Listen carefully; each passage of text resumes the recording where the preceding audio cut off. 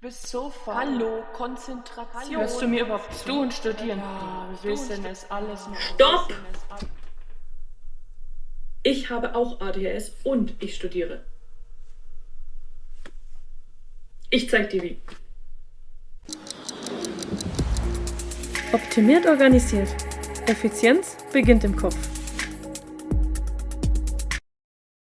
Zuvor wir hier richtig einsteigen, ein kurzer Ausflug in meine ganz persönliche Geschichte. ADHS äußert sich bei jedem Menschen anders.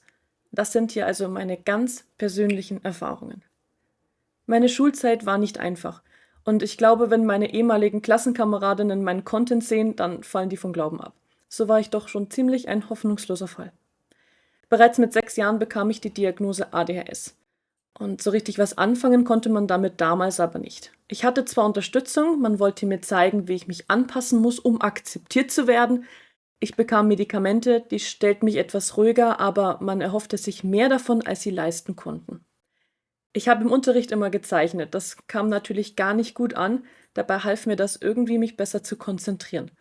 Doch die vielen Aussagen, dass ich zu faul bin, zu laut, zu unkonzentriert, das habe ich verinnerlicht und für eine sehr lange Zeit geglaubt. Lernen ist halt einfach nichts für mich und Hauptsache irgendwie die Schule überstehen. Mit der Zeit habe ich festgestellt, dass dieses ADHS vielleicht einen größeren Teil ausmacht, als mir und anderen bewusst war. Und das, was andere und ich von mir selbst geglaubt haben, auch gar nicht so stimmte. Ich bin eigentlich ein wahnsinnig neugieriger Mensch und ich kann mir Dinge unglaublich schnell und gut merken. Woran lag es also, dass ich so schlecht in der Schule war? Und wie kommt es, dass ich ausgerechnet jetzt sogar freiwillig studiere? Erst in meinen 20er Jahren fand ich nach und nach heraus, mit diesem ADHS besser umzugehen. Und noch viel wichtiger, ich bin eigentlich immer noch dabei und das ist vermutlich eine lebenslange Aufgabe. Raus kam das, was ich nun als optimiert organisiert bezeichne. Quasi ADHS-gerechte Strategien. Das Prinzip dahinter ist, alles individuell und optimal an die eigenen Bedürfnisse anzupassen. Kennst du die Karikatur von Hans Draxler? Alle unterschiedlichen Tiere werden daran gemessen, wie gut sie auf einen Baum klettern können. Völlig logisch, dass beispielsweise der Fisch das gar nicht kann, oder? Wieso also ist es nicht logisch, wenn Menschen mit ADHS nicht auf neurotypische Verhaltensweisen klarkommen? ADHS ist eine kognitive Erkrankung, die geht nicht einfach weg, die lässt sich nicht abstellen oder trainieren oder einfach ein bisschen mehr anstrengen. Es geht einfach nicht und das hat nichts mit Wollen zu tun. Das war meine wichtigste Erkenntnis. Und ab dann fokussierte ich mich auf den Ausbau meiner Stärken und die Kompensation der Schwächen. Ein paar Strategien dazu zeige ich dir jetzt. Die Wahl des richtigen Studiums. Als ich erkannt hatte, dass ich eigentlich doch gerne lerne, stützte ich mich Hals über Kopf in ein Präsenzstudium. Ganz schlechte Idee. Ich hatte natürlich weiterhin meine bekannten Problemchen ohne Lösung und musste weiterhin zu festen Uhrzeiten an einem Ort sein und auf Kommando aufmerksam Frontalunterricht lauschen. Kein Unterschied zur Schule früher und das ging nicht gut. 2 Semester später habe ich verzweifelt abgebrochen, erstmal gearbeitet und die Idee des Studierens wieder vergraben, bis ich von der Möglichkeit eines Fernstudiums erfahren habe. Und dieses Konzept könnte für mich gar nicht besser funktionieren. Ich bin beim Fernstudium total flexibel, kann wann und wo ich möchte studieren und kann so auf mich und meine psychischen sowie physischen Bedürfnisse Rücksicht nehmen. Ich muss mich nicht in fremde Strukturen irgendwie unwohl reinpressen, sondern kann selbst einfach in meinem Flow sein. Generell ist das auch ein ganz wichtiger Punkt. Die eigenen Bedürfnisse wahrnehmen, sich nicht verbiegen und beim Lernen auf sich zu hören. Die Freiheiten hat man in einem Fernstudium. Noch dazu kann ich im Fall meiner Hochschule, der AIU, selbst entscheiden, wann ich welches Modul und in welchem Tempo bearbeiten möchte. Zuvor ich mich für meinen Studiengang Wirtschaftspsychologie entschieden habe, habe ich alle Angebote der AIU mir angesehen und in meinen Favoriten auch Beratungsgespräche in Anspruch genommen. Ich wollte etwas finden, was mich wirklich brennend interessiert und nicht nur für 3 Monate oder so. Gleichzeitig musste es aber etwas sein, was mir auch im Beruf etwas bringt, denn im Fernstudium kann ich parallel weiterhin arbeiten und so mir Leben und Studium finanzieren. Fokus ohne Ablenkung. Schon früher haben mich die kleinsten Dinge aus dem Konzept gebracht. Ich lasse mich von jeder Mücke ablenken und auch heutzutage ist jede eingehende E-Mail, jede Push-Notification purer Horror für meine Konzentration. Einfach auf Nicht-Stören stellen war jedoch auch keine Option, zu groß die Angst davor, ich könnte was Wichtiges verpassen. Zum Beispiel einen wichtigen Anruf für einen Notfall. Doch ich lernte die Technik für mich einzusetzen. So fand ich heraus, dass ich bei meinem iPhone gewisse Kontakte so aktivieren kann, dass sie auch bei Nicht-Stören mich trotzdem kontaktieren können. Außerdem gibt es tolle Apps wie zum Beispiel Forest, bei dem wird ein virtueller Baum gepflanzt, wenn ich mich konzentriere und nicht am Handy bin.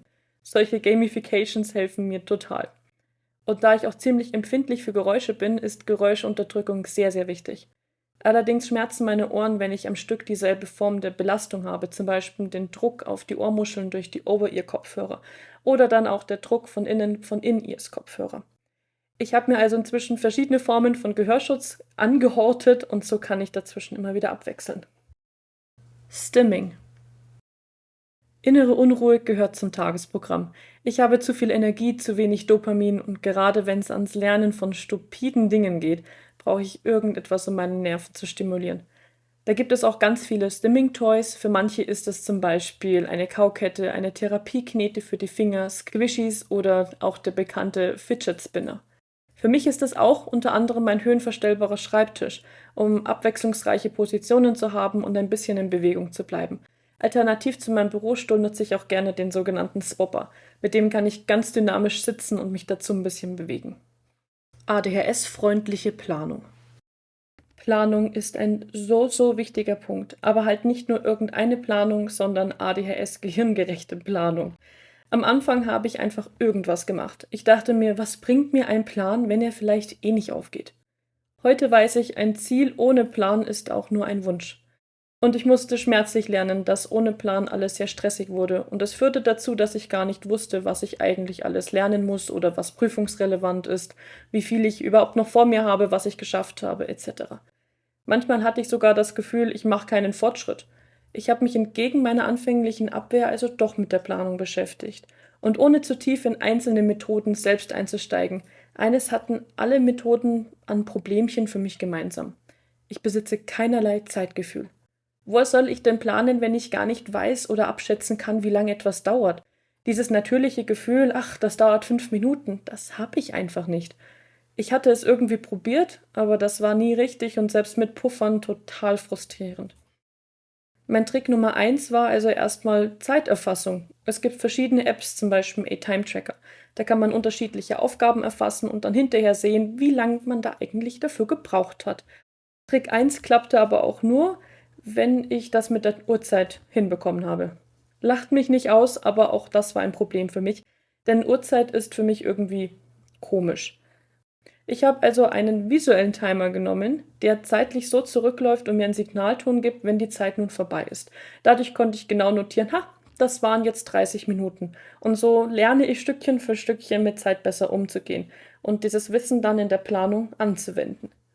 Mein Trick Nummer 2 ist ein vorgegebenes Tool oder besser gesagt ein Guide, der mir bei der Planung hilft. Denn so ganz blind irgendwas in den Kalender eintragen war für mich auch wieder zu abstrakt. Fürs Fernstudium spezialisiert fand ich den Fernuni-Planer. Den habe ich nun seit gut 3 Jahren und ich gebe ihn nicht mehr her. Ich habe mich natürlich nicht entscheiden können, ob ich jetzt lieber Papier oder digital planen möchte, also habe ich halt beide, First World Problems. Und als Next-Level-Influencerin habe ich natürlich einen Code für dich. Mit optimiert organisiert bekommst du im Fernuni-Planer-Shop sogar 10% Rabatt. Aber Spaß beiseite, das ist wirklich eine Herzenempfehlung und nicht nur irgendeine 0815-Kooperation. Abwechslungsreiche Lernmethoden. Eines meiner vielen Glaubenssätze war lange, dass ich eben meinen Lerntypen herausfinden muss, mich für irgendetwas festlegen muss und das dann halt auch so durchziehen muss. Einerseits brauche ich auch Gewohnheiten, weil mir das Sicherheit und Kontrolle vermittelt. Andererseits macht mich eintönig wirklich wahnsinnig. Ich habe also verschiedene Situationen, in denen ich mich mit unterschiedlichen Methoden wohlfühle. Warum sollte ich mich also auf nur eine einzige festlegen? Wenn ich Videos lausche, dann klappt die Cornell-Methode ganz gut. Wenn ich was auswendig lernen muss, Karteikarten. Und wenn ich mit vielen Büchern gleichzeitig arbeiten muss, zum Beispiel für Hausarbeiten, dann nutze ich ein Programm zur Literaturrecherche namens LiquidText. Alles einzeln zu zeigen, sprengt hier definitiv den Rahmen, aber lass mich in den Kommentaren wissen, ob ich dazu mal einzelne Videos machen soll. Allgemein gesagt, es hilft mir, verschiedene Optionen zu haben und dazwischen hin und her wechseln zu dürfen. Für kreative Tage kann ich auch Karteikarten nutzen oder meine Notizen ausgestalten. Und wenn es mal schnell gehen muss, dann tut's auch der Textmarker im Skript.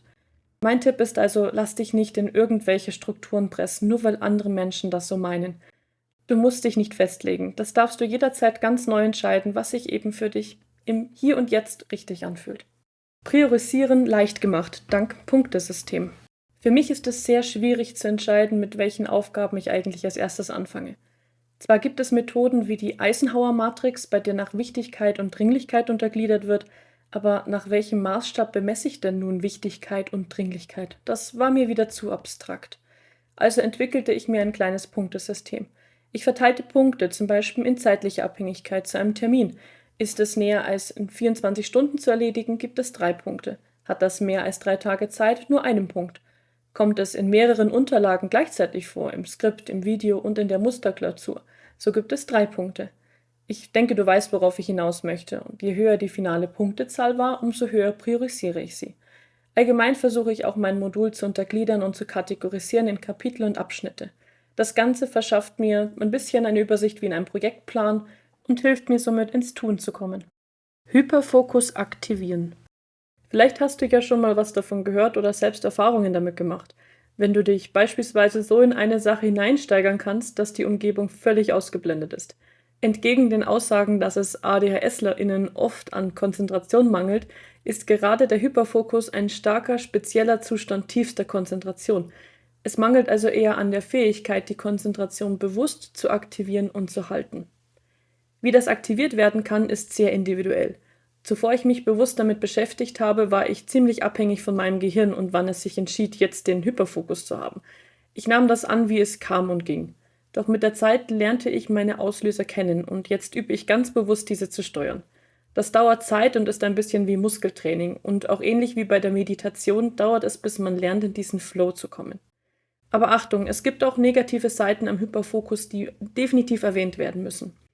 Durch den Hyperfokus kann es auch passieren, Zeit ganz zu vergessen und auch physische Grundbedürfnisse zu vernachlässigen. So ist es zum Beispiel gut, mit einer Technik wie der Pomodoro-Technik zu arbeiten und nach einem festen Intervall eine Pause einzulegen.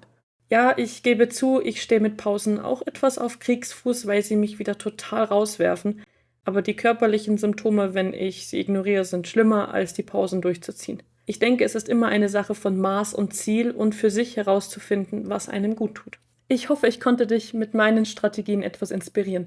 Nimm gerne mit, was für dich funktioniert und nicht vergessen, wir Menschen sind alle unterschiedlich. Abonniere meinen Channel, um mehr solcher Videos zu sehen und lass mich gerne wissen, was dich noch interessieren würde. Auf meinem Blog optimiert-organisiert.de findest du noch viele weitere Artikel rund um das Thema Selbstmanagement für neurodivergente Menschen. Vielen Dank fürs Zusehen, bis zum nächsten Mal.